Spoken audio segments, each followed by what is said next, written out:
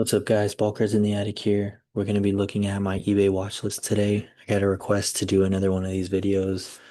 Um, Someone told me that they find it interesting. I think that what they really are trying to do is steal the cards that I want. No, but I think eBay watch list is it's kind of cool because you just sometimes you throw cards in there and they sit in there for a while and then you get to see. Like, okay, maybe the demand for this card is not as much as I thought it was. Sometimes there's cards that I buy it now instantly as soon as I see them because I know that they're not even going to last an hour on eBay. And then sometimes there's cards where I'm like, ooh, I really like this card, but I know that no one's going to buy it right now. I know that I can throw this in my watch list and it'll be there for a while. Um, and I won't have to worry about it. But there's other cards that I do, buy it now immediately. Um, but sometimes these cards, and a majority of these cards that are in my watch list right now, the price is why they're sitting there. Now, I had a friend a while back that he does not like to go to card shows because he says that he doesn't have the discipline to walk by a table and pass on cards. He likes to buy everything. Um, so his rule is that he just tries to do eBay or just online stuff because when you have cards in here on eBay and it's digital, in the sense, it's it's a lot more discipline than like seeing it in person and then picking that card up in person and you're like, oh, I really want this. I'll buy it right now. So he refrains from like going to shows because of that reason. He will instantly just buy anything and everything. Um, but I always think of that when I'm at shows. I'm like, I'll come across a card at a show and I'm looking at it. And I'm like, is this a buy it now, right away kind of card? If this was on eBay, or would this be a card that just sits in my watch list? So, I always think about that when I see cards at shows. I always think, is this a eBay watch list for 6 months, or is this a buy it now right away? I gotta have it. It's gonna disappear and I'll never see it again kind of card. So that's kind of my process when I'm at shows, and that's how I discipline my mind to where I'm not just buying everything. But let's get into it. Enough of me talking. Paul Goldschmidt, Topps Chrome, 2019. Interesting thing about this card is that for Sapphire, he's in the Diamondbacks uniform. So I believe Sapphire is based on Series 1, Series 2. And so by the time Topps Chrome came out, he was already with the Cardinals. So the Sapphire image is definitely different, older team. And then this one is with the Cardinals. So really interesting. I have a bunch of other red refractors of Goldschmidt, but they're all like Sapphire pretty much. But I might just pick that one up. But again, it's sitting in my watch list because of the price. 325 is a little high. I'd like to be a lot lower, maybe like $100 off or even more. Freddie Freeman Sapphire, the price, of course, is why it's sitting on my watch list. So this one just popped up last night on Soto at a 25. And it made me think about in 2018, Topps Chrome update, that was only a product you could get at Target. If y'all didn't know that. Now they have the Breakers Delight and all these hobby boxes that are ridiculous amounts of money. But Topps Chrome Update was just a Target release. I have one of the boxes over here just to prove it to you. I will.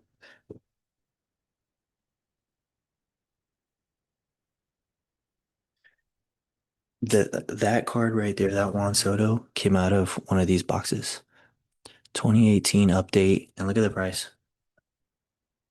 $20. And I bought so much of this stuff. I had a bunch of Otani, bunch of one card I never pulled was actually Juan Soto. Bunch of Acuna. This was so fun ripping this. It's only 28 cards in this box for 20 bucks. I mean, they had hanger packs too. I think the best thing I pulled out of this, and I can't even remember to be honest. I was just at that time I was just trying to complete the set. It was only 100 cards. But yeah, Juan Soto out of 25. Wish I would have pulled that one for sure. Like the color match of the for the rookie. Matt Carpenter, Red Sapphire. I'm kind of like watching this one to see where it goes. Thinking about getting it for one of my friends. So if he's watching this right now, surprise, surprise. See what happens with that. He's a big Cardinals fan, big Matt Carpenter fan too. Mookie Betts, Red Sapphire. This is the league leaders version. I have the base version, but this one is not as sought after by some people in the hobby, I guess you can say. But it is out of five. I do like the way it looks, and I would like to pair it with my other one, but at that price, kind of high, and it's on ComC. I went on there and made a whole account and everything, and sent an offer, and the guy never answered back. So I was like, all right, whatever. Trout, Red Sapphire. Again, the price is like insane. $1,000, pretty high. Mm, Nick Kurtz. He's from Lancaster, PA. So and the reason why I say that is because my dad's from there. All my uncles still live there, and they said this guy was big time over there for like I think 1 year, and then he moved to Tennessee for high school ball. But over there, everyone's talking about this kid, and he had a good rookie year, decent year this far. But it's a card I was thinking about picking up. Nice little color match at a 99. I usually don't do the rookies. I usually go for guys that are proven, Mookie Betts, Trout, Judge, guys that have had great careers so far. Freddie Freeman, Paul Goldschmidt, and usually I'll wait a few years. I won't buy right away in their rookie year. Like Juan Soto, for example, I didn't start buying his stuff till 2022, 23 maybe, because you just never know with some of these guys. They get hurt and then they don't have careers like you think they are. So for me, it's not about the investing part. It's about like, okay, if I'm spending $350 now, I want to make sure that later, it's gonna still be worth that or more. Um, I'm not trying to waste my money either, while I'm collecting. 2014 mini metal. If you didn't know, that was the first year they made mini metals. So that was a pretty cool card. Trout, one of my guys that I collect, is mini metal. I was like one of the first years I started opening up Allen against her, so I would like to get that one. And I would definitely crack it out of the PSA 8. Been looking at 5 star lately because I just like how they have the jumbo patches for these cards. I think they're beautiful looking cards. When you compare them to Dynasty, Dynasty, man, it's just been pushed by influencers and other people, and it's gotten really expensive, and it's really such a gamble now. So I like to just go on eBay and find some 5 star patch auto cards for like way cheaper. And I know Dynasty has some jumbo cards now as well, but I'm just very particular, trying to be very careful about what I buy um, when it comes to these. So I'm very selective and just being patient. Paul Goldschmidt, nice looking patch, auto 225. JT Realmuto, sick patch for the Phillies, auto, picture's dope. Freddie Freeman, I've been picking up some of the blue at a 150 fractors. I just picked up 2015 the other day. Just kind of like putting all the years together. Um, Trout, Otani, just something I'm watching. Don't plan on buying this at that price. I had a chance to get this card for like 600. It was raw, but even at that price, it's like there's cards like this that are cool sometimes, but their significance is like it's cool to me, but it at the same time it's like how important of a card really is it, in the hobby? Like I like what I like and I don't care, um but I always think when I buy cards, would it be easy to sell this card later on? Would it be or would it be difficult? Nobody's gonna want it, right? But at this price, if I spent 2,600, even if I spent $2,000, how many people out there are gonna be willing to buy that card for $2,000 if like I was crazy enough to do it? So I always like think that way when it's certain cards like this. Trout, Bowman Sapphire, Red, which if you can't tell, I'm a big fan of.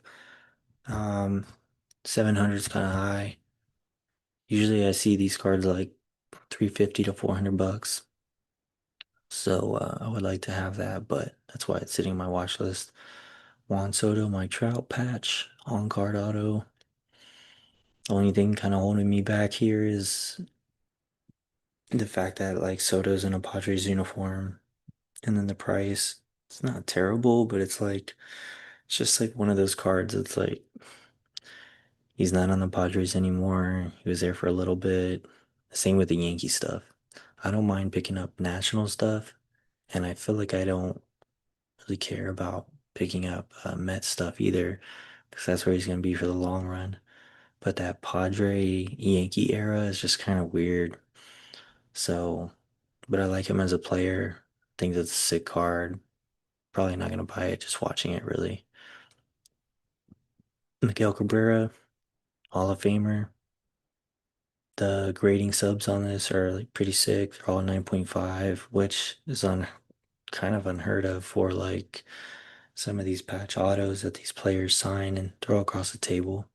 Sick patch, sick auto, great player. I think the price is pretty spot on. Um, so yeah, that's a look at that 19 watching. That's a sick card. Soto Heritage Chrome out of 569. I had this card for like 20 minutes at the Dallas card show. And I bought it and then I went down the hallway to trade night and I ended up trading it for a Mookie Betts that I wanted. So it's a card I always keep looking up every now and then, putting in my watch list. Judge Mini Metal, price is high, so it's just there. Probably gonna remove this because I don't like the image either. He's just like he's doing a dab, even though I know he's swinging a bat. Um, I don't know, not the best image in the world. I saw this one last night. I just added this, forgot it was on here. But sick patch for sure. Juan Soto with the Yankees from a set that I'm not really 100% about, but it's top Sterling and the patch is sick. I just don't know about like the red border. Like it looks like, I don't know, it looks like some illustration, like it's in a, like over here on the side. It's just weird. But that patch is so sick. Price, mm, I don't know, a little high. Another card I've been watching, Red Sapphire, Juan Soto at a 5. Price is extremely high in my opinion. Um, so I've just been watching that. I would love to have that card because I have the 2019 Gold Cup and then I have the 2022. So I need 2020 and 2021. But it is very difficult for those to pop up and for me to get them right away. So Bregman 5 star, throwback Astros jersey, um, auto, sick card, 125 bucks. See? Do I want to spend 400 or 500 or whatever it is on Dynasty for a Bregman or just buy this? 400 or 500 might be a lot. He probably doesn't go that much. Again, another Soto. This one's been here for a while, 36,000. Again, came out of this box. Wish I would have pulled it. Sick card. It's gonna sit there forever. Freddie Freeman blue, Judge blue at a 150 from Bowman. Um, just it's two guys I collect, Hall of Famers. Trying to get some of their limited stuff from early on. Altuve, sick picture. I love that picture. Patch, 300, maybe a little high, maybe do a little less, maybe 225, maybe 200. Um, 2019 Sapphire set had all the stadiums in it, ballparks, and I have a few of them that are color matched to the team. Like I had the Orioles out of 25, the Mets out of 25, which they're orange, so it matches just like this one. And then I had the Cleveland Indians red out of 5. And one time I had the Twins, but I hooked up somebody that collects Twins. So yeah, I wouldn't mind getting that one, but the price and then the slab, like what is this? Why would you grade it? Freddie Freeman, sick picture. Always gonna remember him as a Brave, even though he's just done like absolutely amazing with the Dodgers. But another card that's pretty sick that I could add to my 5-star collection. I just want a bunch of 5-star cards, patch autos. Juan Soto, 270. Not his like base image or his base card, but it's 100 career home runs card. Red out of 5 out of update Sapphire. 270, a little high. Man, this card is sick. Bat drop variation. So it's an image variation from 2020. Such a sick card. There's only 5 of them. Like I would like that one, but man, the price is just bonkers. Mookie Betts, Logo Man, which is interesting because it came out in 2025 Topps Museum, but they put a picture of him with the Red Sox because this jersey must be from a Red Sox jersey. So I thought that was interesting. Stained glass, Roger Clemens. Stained glass, Mookie Betts. One I don't have. And right now in my binder, I have all of them, in sleeves in a binder next to each other. So this graded one, I kind of wouldn't like in a way. I'll probably remove it because all of those stained glass that I have are just like next to each other in sleeves. Topps Definitive, another set that I think like Topps 5-star is underrated. You could find really good cards, compared to Topps Dynasty. Like this jumbo patch auto right here for 400. I'd probably offer a little less. But when you're comparing it to Dynasty and the prices for Dynasty, you can't go wrong with looking at other sets too. 2015 Topps Chrome Orange, a little high in my opinion, 200, but out of 25, they didn't have Sapphire for 2015, so this is what we get. I'd love to have that card. I have the series of orange Altuves, so I'd like to add that to it. Another one that I was looking at, but it ended. I think it got relisted. Uh, so, and yeah, now we're getting into the ended part, some stuff that I missed out on. So let me see. I think this guy blocked me. Oh man, this guy kept reposting over and over. But yeah, that's about it. Um, like I always say this, be disciplined, spend wisely. Don't rush into like buying something, especially at shows. That's always my go-to thought is this would this card, if it was on eBay, sit on my watch list or would I buy it now? So I just been trying to run with that rule and you know help my pocket, help my wallet out.